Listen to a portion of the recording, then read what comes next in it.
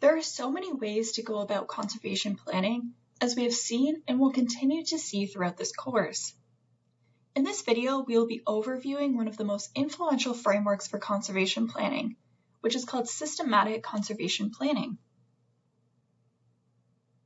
Compared to other conservation planning frameworks, systematic conservation planning has a few distinctive characteristics. It requires clear choices about the features to be used as surrogates for overall biodiversity in the planning process. It is based on explicit quantitative goals. It recognizes the extent to which these goals have already been met in existing reserves. It uses simple, spatially explicit methods for locating and designing new reserves to complement existing ones. It applies explicit criteria for implementing conservation action on the ground through proactive management. And it adopts explicit objectives and mechanisms to achieve these goals through monitoring and adaptive management. The framework for systematic conservation planning is based on 6 key steps, which are listed here. However, it is important to note that the process of systematic conservation planning is rarely, if ever, a unidirectional process, as there are many feedback loops that are built into the framework so that decisions can be revised over time. Let's go through each of these steps in more detail. In order to manage anything, the first step is to understand its current state. In the case of biodiversity, it is impossible to accurately measure and map it all. To do so would require counting and mapping the location of all species within the area of interest. Now, it's important to note that this means all species, and not just the mammals, birds, and large plants that we often think about when we picture biodiversity. To measure and map all of biodiversity, we have to consider the smaller plants, the mosses, the lichens, the fungus, and even the small creatures that live underground. To do so is a huge task and a time-intensive and expensive one. So surrogates are used to measure biodiversity in order to estimate the similarities or differences between different areas.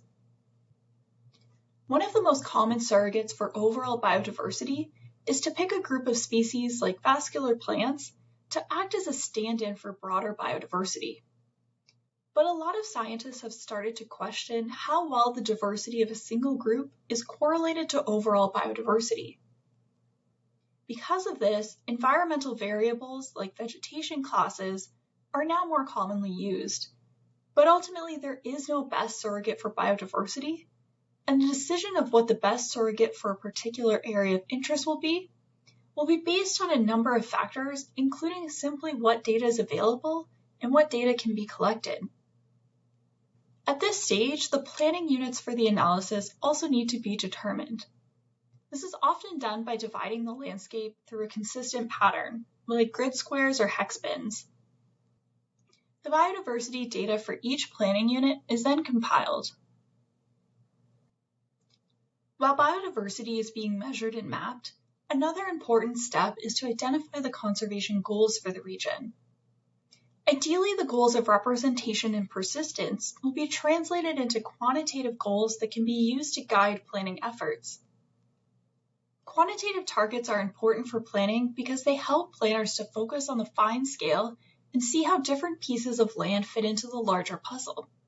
If done right, they can also help to capture both natural processes and biodiversity patterns. For species, most targets have focused on the occurrence of species, but targets for ecological processes can be more complicated. But the ecological theories that we have been talking about throughout the course will help with this. For example, the theories of biogeography and metapopulation dynamics can help create spatial targets for different ecological processes.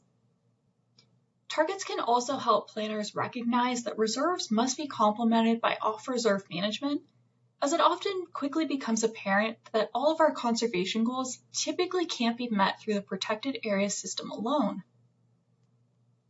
Having quantitative targets also leaves the option to revise targets as social and economic conditions change.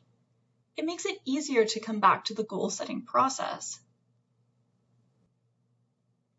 The next step of the framework is to combine the previous 2 steps to determine how well the existing reserve system is meeting conservation targets. This is often done through conducting a gap analysis, which involves figuring out which features are already represented, which are not, and to what extent. Essentially, the main goal of this step is to figure out what has already been achieved and to help define the scope of the next step of the framework. Once it is clear where the gaps in the conservation system are, the next step is to select additional reserves to add to the system to help meet the conservation goals identified earlier. The exercise of selecting additional reserves is an exercise in complementarity. The goal is to find areas that will help fill in the gaps of the current system, so they contribute the biodiversity or ecological features that are currently lacking in the protected areas system. Often algorithms are used to help identify these areas, but also to minimize the cost of the additional areas and to minimize the spatial constraints that come along with choosing new areas for a protected areas system. These constraints include things like irreplaceability. Sometimes a particular feature may only exist in one or two places, meaning that those areas must become part of the protected areas system, because you simply just don't have a lot of options on the landscape to meet those goals. Some of the more sophisticated algorithms can also help you calculate the cost of purchasing lands in order to protect them, which helps to factor in the very real budgetary constraints that are a part of conservation. It is also important to factor in existing commitments to conservation in the region. In addition to the existing reserve network, this could include things like protected areas that are already in the works or conservation easements. Setting masks allows you to eliminate some areas for consideration in the analysis. For example, some planners, particularly those who take a more biocentric approach to conservation, will want to mask areas with a certain human influence, like urban or suburban areas or areas with heavy agricultural activity. The reverse of this is setting preferences, which is a way of telling the algorithm what type of features you really would prefer to include in the system. To continue with the biocentric example, this would mean telling the algorithm that you want to favor areas of low population density and low human impacts. The next step is to start to implement the plan by starting to put the areas identified in the previous step into some form of formal protection. This is a step where the non-linear nature of systematic conservation planning really tends to come out, because implementation is complicated by the people, agencies, and industries with a stake in the region. Sometimes after consultation or trying to establish a particular protected area, it just ends up being an impossible task. So then you need to go back to the drawing board and return to step 4 to try and find a different candidate area to meet a particular objective. It is also at this point that we need to start considering how a particular protected area should be managed. The final step in the framework is to manage and monitor reserves. If done properly, the process of systematic conservation planning is never really over. Sound management of protected areas involves constantly evaluating how well the network is meeting its goals.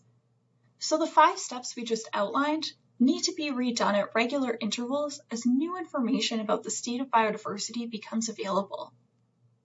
Based on how well management goals are being met, it might be necessary to review options and prepare a new management plan or even work to identify new candidate protected areas in order to meet those identified conservation goals.